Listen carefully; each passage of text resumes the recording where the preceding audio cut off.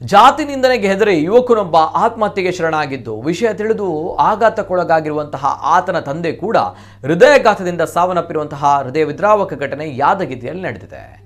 ಜಮೀನಿನ ದಾರಿ ವಿಚಾರವಾಗಿ ಎರಡು ಕುಟುಂಬಗಳ ನಡುವೆ ಜಗಳವಾಗಿ ಹಿರಿಯರು ನ್ಯಾಯ ಪಂಚಾಯಿತಿ ಮಾಡಿ ಬಗೆಹರಿಸಿದ್ರು. ಆದರೆ ಯುವಕನ ವಿರುದ್ಧ ಕೆಲವರು ಜಾತಿ ನಿಂದನೆ ಮಾಡಿ ಜೈಲಿಗೆ ಕಳುಹಿಸುವುದಾಗಿ ಹೆದರಿಸಿದ್ರು. ಜೈಲಿಗೆ ಹೋದರೆ ಮರ್ಯಾದೆ ಹೋಗುತ್ತೆ ಎಂದು ಭಯಗೊಂಡ ಯುವಕ ಮೆಹಬೂಬ್ 22 ವರ್ಷದ ಮೆಹಬೂಬ್ ಆತ್ಮಹತ್ಯೆಗೆ ಶರಣಾಗಿದ್ದಾನೆ.